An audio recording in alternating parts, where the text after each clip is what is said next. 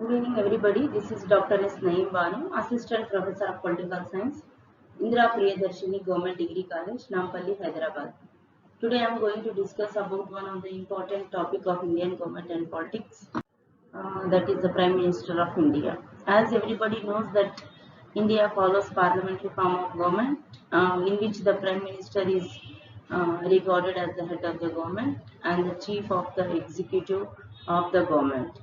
In such systems, generally the head of the state or the head of the state's official representative, that is the monarch or the president, usually holds a purely ceremonial position and acts on most matters only on the advice of the Prime Minister. So the office of the Prime Minister is the most powerful office in India. If cabinet is strongest institution, the Prime Minister is the strongest person in the cabinet under the Constitution of India. The Prime Minister is of India is the leader of the executive of the Union government, and in fact he is the chief advisor to the President of India and the head of the Central Council of Ministers. The Union Cabinet headed by the Prime Minister is appointed by the President to assist him in the administrative affairs of the country. He, along with the Union Cabinet, is collectively responsible to the Lok Sabha, according to Article 75(3) of Indian Constitution is concerned. The Prime Minister has to enjoy the confidence of the majority in the Lok Sabha and shall resign if they are unable to prove the majority. The Prime Minister is the senior most member of the cabinet in the executive government in a parliamentary system where he selects and can dismiss the members of his own cabinet and allocates the posts to the members within the government and is the presiding member and chairperson of the cabinet. So this is what the position of Indian Prime Minister according to Indian Constitution. As far as founding fathers of Indian Constitution are concerned, they have adopted parliamentary form of government, where the real executive definitely rests on Prime Minister and the nominal executive definitely lies in President of India. So here, two types of executives are exist in the name of President or in the name of Prime Minister along with his Council of Ministers. So here one thing we have to discuss that why the constitution making fathers have adopted parliamentary form of government. Why not the presidential system? And that too with the federal form. So coming to know the federal structure of Indian constitution, that is because of diversities, but as far as parliamentary system of government is concerned, in the main objective of the constitutional framers of Indian constitution wanted to give a responsible government to India. In a presidential form of government, only one executive exists and the two real executive like America. But whereas in a parliamentary form of government, the framing fathers of Indian constitution wanted to give the responsibility, accountability of the executive towards the legislature. So a parliamentary form of government is one where the legislature controls the executive and in turn executive for all of its acts of omission and commission is responsible to the parliament, means legislature. So the main intention of the fathers of Indian constitution wants to give a responsible government to the country, and that is the reason why they have chosen parliament British Westminster model of parliamentary form of government to India.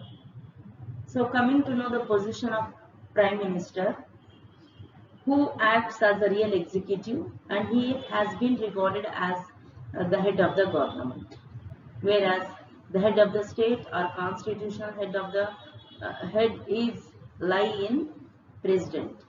But one thing I want to say that nearly, as we know that nearly 100 articles of Indian Constitution discusses about the executive functions of the president, but in reality those functions have been performed by the Prime Minister and Council of Ministers. As in the Constitution itself, it has been laid that the President should perform all his executive functions with the advice of the Council of Ministers, including Prime Minister of India. So in this way, the role of Prime Minister, the position of Prime Minister is more than that of the President. And that is the reason why Indian Prime Minister is compared with that of British Prime Minister, and sometimes compared to that of the President of America. As in America, the real executive is President, in the same way in India, the real executive is Prime Minister. And that is the reason why he has been regarded as the captain of the ship. Captain means the leader, ship means the Council of Ministers. And he also regarded as the first among the equals. Why he has been regarded as first among the equals and captain of the ship? Because as the captain who leads, who is responsible for taking the whole ship towards its goal, its destiny, in the same way it is the responsibility of the Prime Minister who has to take the whole team of executive, that is Council of Ministers, towards the goal, means to the development of the country. And he also been regarded as the first among the equals. Why? Because he is equal. As there is no separate elections for the Prime Minister in India. He elects from among the equals, means he has to become the member of either house of the Parliament.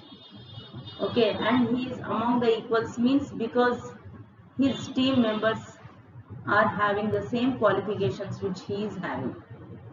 So what I am trying to say, that even though the whole responsibility of leading the nation or performing his executive functions wholly and totally depend on the shoulders of the Prime Minister of India. Coming to know the eligibility of the Prime Minister in India, that has been laid down in the Constitution itself. Several articles deals with discussing the eligibility of Prime Minister in India, like 84 article, 75 article of Indian Constitution. So according to Article 84 of Indian Constitution, which sets the principles relating to the qualification of the Member of Parliament. Article 75 of Indian Constitution, which deals with the qualifications of the Minister in Council of Ministers. And the argument that the position of Prime Minister has been described as the first among the equals. However, a prime ministerial candidate, there is no clarity regarding the qualification, but as on the basis of these two articles, Article 85, Article 75, we can determine the qualification of Prime Minister of India. So, a Prime Minister must be a citizen of India, like how the President should also be the citizen of India, and he should be a member of Lok Sabha or Rajya Sabha. Means a candidate who is going to become the Prime Minister of India should be the member of Lok Sabha, Rajya Sabha. It means he should have the qualifications of either Rajya Sabha or Lok Sabha. If the person chooses as the Prime Minister is neither the member of Lok Sabha nor the member of Rajya Sabha also, at the time of selection, he can also become the Prime Minister. But the condition is that within the 6 months, he should become the member of either house of the Parliament. So he must have at least minimum 25 years age as far as the membership of Lok Sabha is concerned, and 30 years of age if he is the member of Rajya Sabha. He should not hold any office of profit under the Government of India or Government of any state or under any local or other authority subject to the control of any of the said governments. So in this way, the qualifications that have been discussed in Article 75 and Article 84 of Indian Constitution automatically describes the qualifications of Prime Minister. Coming to know the appointment of Prime Minister, the Constitution simply lays down that the Prime Minister is to be appointed by the President. In doing so, the President follows the rules of parliamentary system. So in a parliamentary system, what happened? The president has to appoint a member of majority party leader. Actually, in simple sense, we can say the election of prime minister has been taken place in two ways. First, he should elect as a member of Lok Sabha, either directly in general elections, or he should be elected as the member of Rajya Sabha, indirectly by the states. Okay, so but he should be the majority party leader. That is the condition. So the president appoints the leader of the majority party in the Lok Sabha as the prime minister. However, whenever a party gets clear majority in Lok Sabha elections, the president plays a little role. Means he appoints only that person who has elected as the majority party leader, and he appoints the leader of such party as the leader of as the prime minister. However, in case no party gets majority, or some parties are even unable to elect a common candidate as their leader, the president can play a lead role in appointment of the prime minister. Sometimes this is happened generally in coalition government. Okay, where because of lack of understanding, most of the parties fail to elect their majority party leader within the stipulated period uh, given by the president. Then the president has the power to appoint any member of the majority party as the prime minister. However, prime minister need not be always be from Lok Sabha, and prime minister need not be the sitting member of parliament. Further, that any person who is not the member of either house of the parliament can also become the member, means minister or prime minister also. This principle will apply both for the prime minister as well as the minister of union cabinet or council of ministers. And he can, what I want to say, remain in so far as the prime minister or the minister for 6 months. But within these 6 months, he has to essentially get the membership of either house of the parliament. In case he fails to do so, he loses his office of minister or prime minister. So many examples are there in India as far as this case is concerned. In 1990s, during the electoral campaign, Rajiv Gandhi, the prime ministerial candidate, lost his life. Okay, and then after the election, Congress party emerged as a majority party. But at that time, there was no prime ministerial candidate has been chosen. So the Congress working committee has chosen P.V. Narasimha Rao as a prime ministerial candidate. But at that time, unfortunately, P.V. Narasimha Rao was not the member of either house of the parliament. After becoming the prime minister, within the period of 6 months, he contested elections from Lok Sabha constituency in Nandyal, and he got selected. So this is the best example of the prime minister who became the member of either house of the parliament without having any membership to any house of the parliament. But within the 6 months of period of time, he has elected. Coming to know the oath of office and secrecy of prime minister, the prime minister is required to make and subscribe in the presence of the President of India before entering office. The oath of office and secrecy as per the third schedule of Indian Constitution. So the oath of office has been written in the third schedule, which says that the oath of office should start by describing his name, his or her name, and do swear in the name of God, solemnly affirm that I will bear true faith and allegiance to the Constitution of India as by law established, that I will uphold the sovereignty and integrity of India, and that I will faithfully and conscientiously discharge my duties as Prime Minister for the Union, and that I will do right to all manner of the people in accordance with the Constitution and law, without fear and favor, affection, and I will or ill will. So this is the oath of office which the Prime Minister will generally use to take before the President of India. Oath of secrecy is also there. So oath of secrecy starts like the name, and by describing their names, they used to say that I do swear in the name of God or solemnly affirm that I will not directly or indirectly communicate or reveal to any person or persons any matter which shall be brought under my consideration and shall become known to me as the Prime Minister for the Union, except as may be required for due discharge of my duties as minister.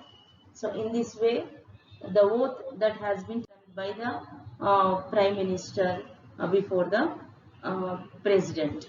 So this is what I am going to give the example of Mr. Narendra Modi, who was taking the oath before Pranab Mukherjee in 2014. This is the first ceremony of Modi ji.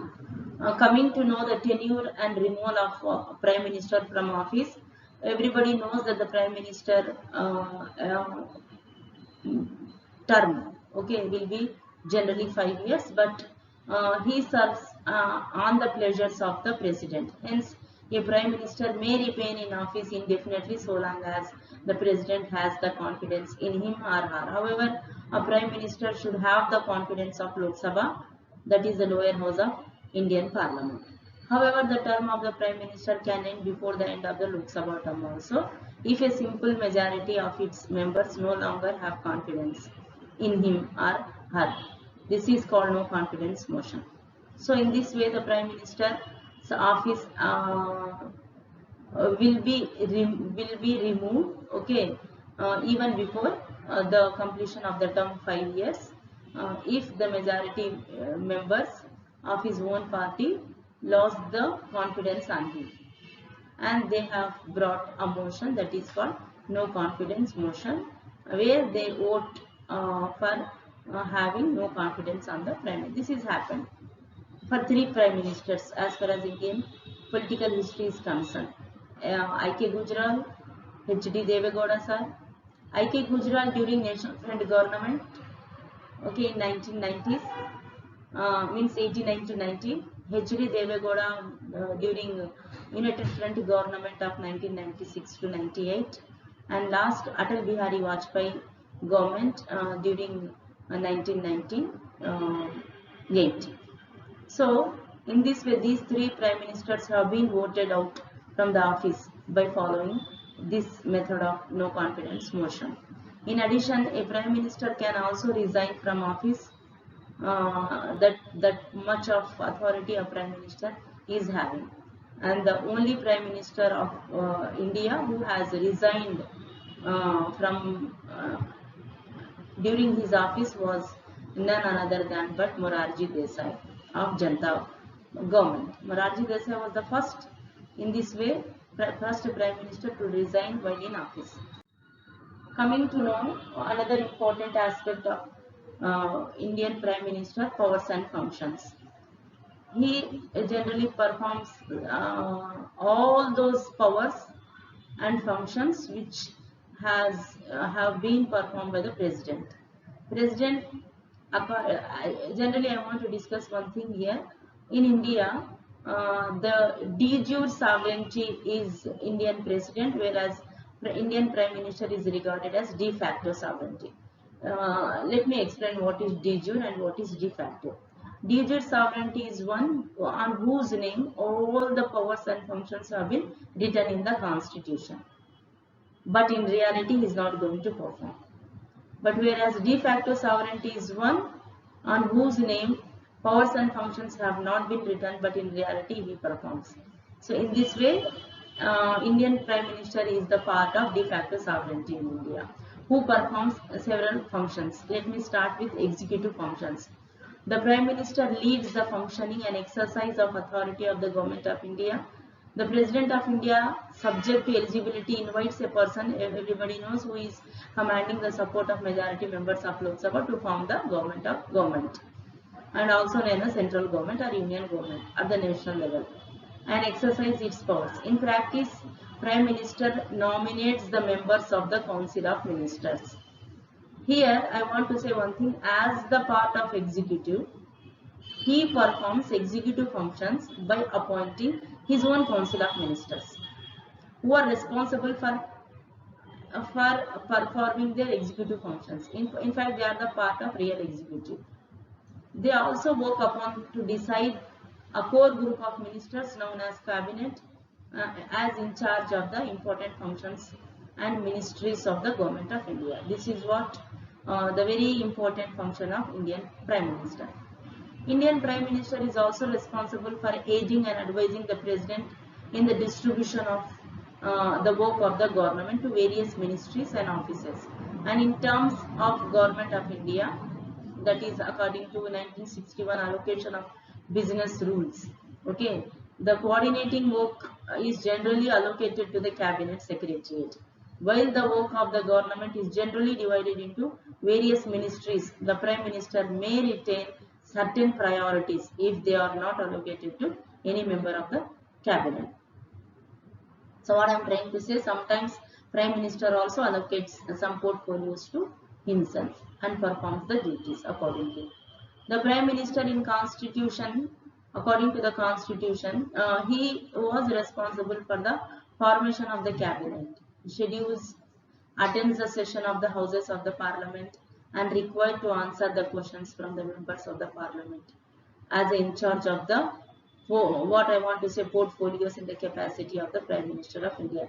Here I want to say one thing, that he is not only a person who is going to lead the whole team is regarded as Prime Minister means because he is going to answer in the Parliament. Why? Because if Parliament, everybody knows, a place where the legislature controls the executives by following various forms of methods like questioning, like zero hour, then what I want to say, question hour, cut motions, last but not the least, vote of confidence.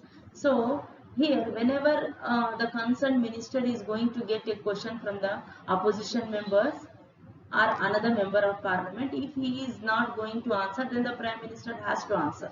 This is what in this way he is regarded as a capital. It means the whole responsibility of governance totally depends on the Prime Minister's actions.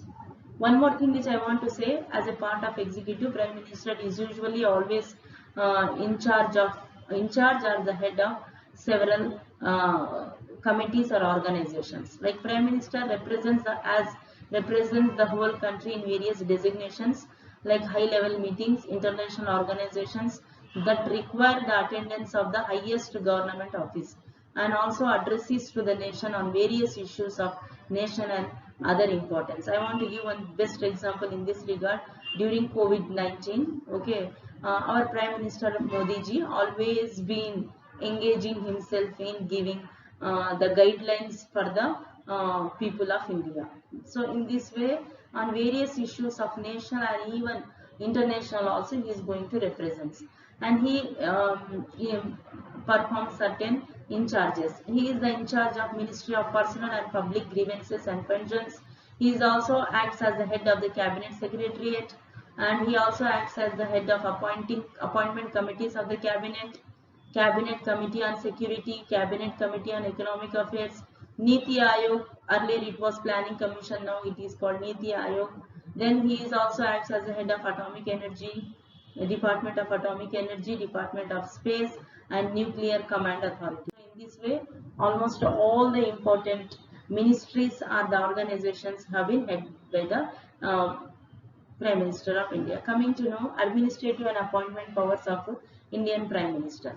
I want to say one thing here, that the Prime Minister recommends the following appointments to the President. Whatever the President is going to appoint, the various designations of India except judicial authorities, okay, the Prime Minister, in reality, the Prime Minister advises the President. So here the advice is very important. So the Prime Minister recommends a Chief Election Commissioner and other election commissioners. He also recommends the names to the President regarding Comptroller and Auditor General of India, regarding the chairperson and the members of Union Public Service Commission. He is also give his advices to the President on the appointment of Chief Information Commissioner of India or Chief Information Commissioners of India.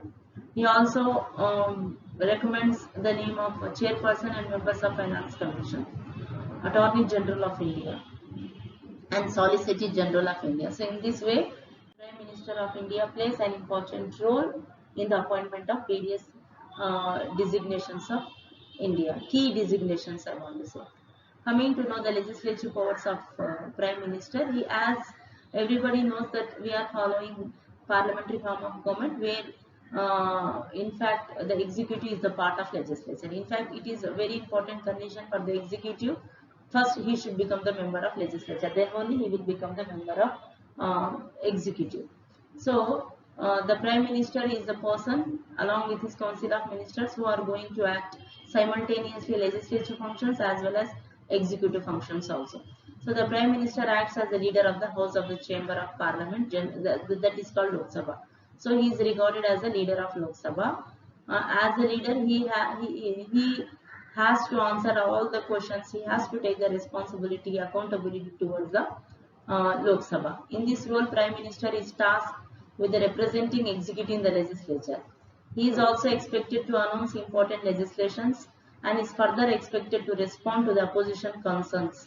Article 85 of Indian Constitution confers the President with the power to convene and end the extraordinary sessions of the Parliament. This power, however, is exercised only on the advice of Prime Minister and his Council of Ministers. So in practice, the Prime Minister does exercise some control over the affairs of the. After discussing the powers and functions of the Prime Minister, it is important to know the role of the Prime Minister in Indian polity. First and the foremost important role which Prime Minister generally used to play is formation of government. So it is the Prime Minister who plays an important role in forming the government. The task of the formulation of the government means the ministries, means executive, begins with the appointment of the Prime Minister, definitely by the President. After the appointment of the Prime Minister, the President appoints all other members only on the advice of Prime Minister. So in this way, Prime Minister in reality takes the pains or burden of appointing or allocating the portfolios. The Prime Minister determines the strength of his ministry and selects his team of ministers. However, this number cannot be more than 15% of the total membership of Lok Sabha according to Indian Constitution. As a part of the formation of government, again he is responsible to appoint his Council of Ministers. Normally, most of the ministers are drawn from Lok Sabha. Prime Minister decides who among them shall be the cabinet member and who will be the Minister of State and who will be the Deputy Minister. You know, one thing that the Council of Ministers again divided into three ranks of ministers. One, cabinet ministers, key, who are holding the key ministries, and deputy ministers who are going to assist the cabinet minister, and Minister of States means independence. So in these three, it is the Prime Minister, okay, who is going to decide to whom he is going to appoint as the member of either cabinet minister, deputy minister, or Minister of States. So in this way, he can, if he so desires, even have one or two deputy prime ministers also in his Council of Ministers. That is up to his discretionary powers. So another very important task, in fact very headache one for Prime Minister of India is his role in the allocation of portfolios. It is undisputed privilege of the Prime Minister to allocate portfolios to his ministers. Which particular department is to be given to which minister is determined by him. Any minister objecting to such an allotment invites the wrath of Prime Minister and can get completely ignored from the ministry. He is also having the power of changing the portfolios. The Prime Minister has the power to change the departments, means portfolios of the ministers at any time. It is his privilege to shift or shuffle or reshuffle his ministry at any time, as many times as he may like. So in this way, that is the reason why we have been observing in Indian parliamentary form of government where the Prime Minister generally used to shuffle. Okay, this is very important role which the Prime Minister of India generally used to perform. Another important function as a part of formation of government, that removal of ministers. The Prime Minister can demand resignation from any minister at any time, and the latter has to accept the wishes of the former. However, if any minister may fail to resign, the Prime Minister can get him dismissed from the what I want to say, from the ministries. So in April 2010, Shashi Tharoor had to submit his resignation because Prime Minister Manmohan Singh has asked him to do so. This is one of the example. This is a common thing in India. Prime Minister also act as the link between the President and the Cabinet.